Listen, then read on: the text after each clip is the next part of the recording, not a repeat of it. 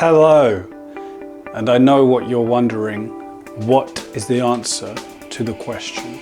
Well, in short, it is content clauses, and more specifically, interrogative content clauses.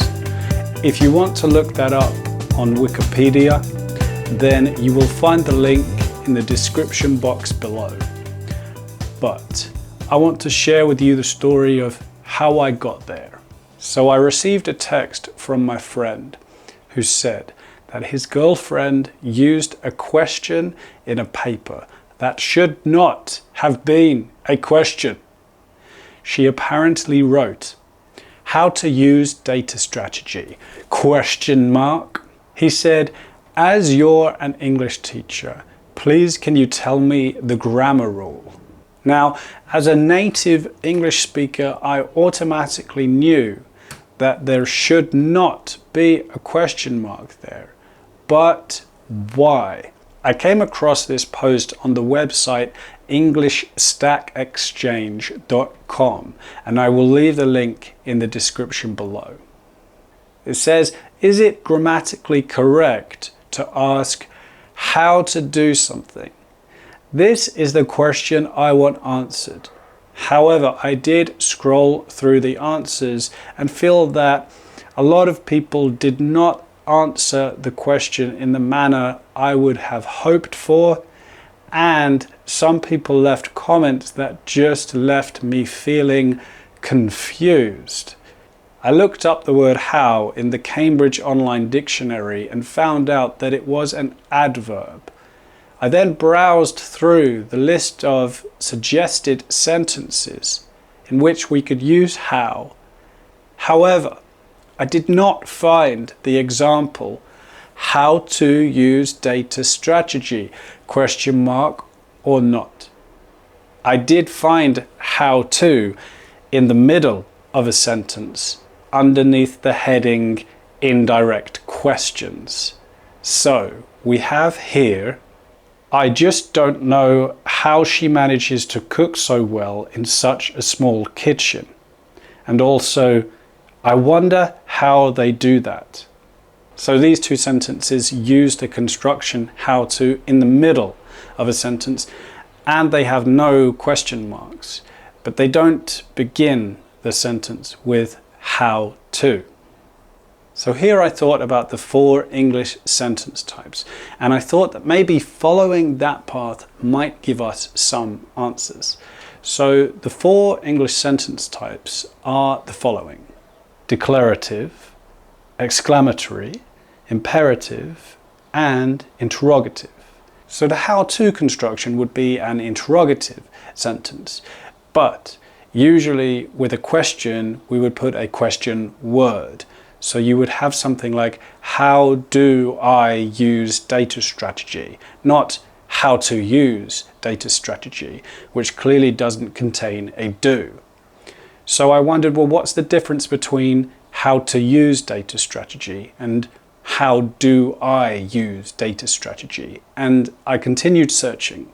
Well, again, I came to the website EnglishStackExchange.com, and again, I will leave all of the links in the description box below. And I found this question: how to versus how do I? So the first sentence here is how to correct this error, and that is clearly wrong by the rules of English grammar. And then there is this question: how do I correct this error? That is a correct grammatical sentence or question. You would call it an interrogative sentence. So we know that how do I correct this error is an interrogative sentence, but what about how to correct this error? We know it shouldn't have a question mark, but what is the grammar rule? So I scrolled down the page and read, and I came to this answer here which said, well, it's a content clause. And I've seen the same information like inside of our indirect questions, only here there isn't an indirect question. There's no information on how to correct this error. That's not an indirect question. Or how to correct this error will be the focus of my talk. So I'm now onto something called a content clause. I kept scrolling down, and it's interesting because here someone has posted David Crystal, who I know is a very famous English professor, calls sentences like the how-to minor sentences. I also came across this answer here on Quora to the question, is it grammatically correct to start a question with how-to?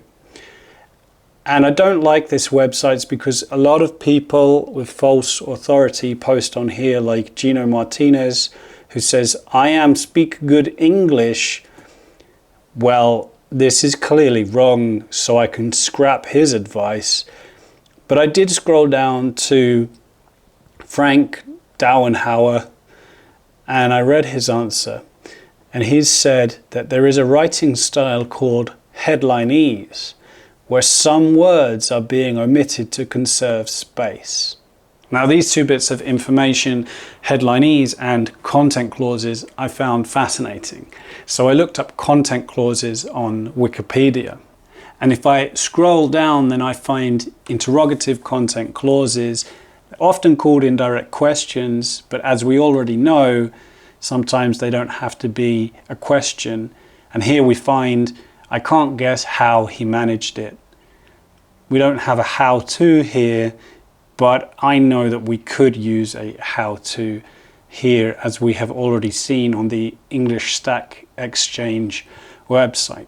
Well, I looked up Headlinese on Wikipedia, and already I often tell my students that headlines and titles are very different than what you would put in the body text. It's just a different way of formatting the text. For example, we can omit some words. So if the headline is, a boy has been struck by lightning, the author could change it to boy struck by lightning. So we remove the a article because you don't need it in a headline, but you do need it in the body text. And we remove has, the auxiliary verb of the present perfect construction, because we don't need it in a headline. But again, we do need it in the body text.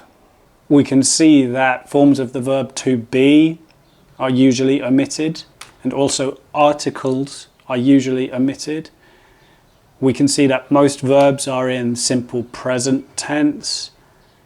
We can also see that the conjunction and is often replaced by a comma, and much more. I want to point your attention to this example because it's very important for later in the video. Lack of a terminating full stop, even if the headline forms a complete sentence. So you can remove full stops in titles. Knowing all of that information, I was able to return to my friend and give him a grammar rule. That the sentence, how to use data strategy, would be effective as a title or a headline, but it would not be effective in the body text. That is because it is a content clause, and specifically an interrogative content clause. So we could say, I don't know how to use data strategy. But then with Headlinese, we can omit I don't know and just use the content clause as the main title of the piece. However, if we were to use it in the main body of the text, we must say, how does one use data strategy? Or how do I use data strategy? Or how can you use data strategy? But all that being said, we still don't really know what punctuation options are open to us. So I found some blogs for examples. And here you can see how to buy Bitcoin without a full stop. As we've seen in the Headlinese Wikipedia article, we can remove the full stop in a title.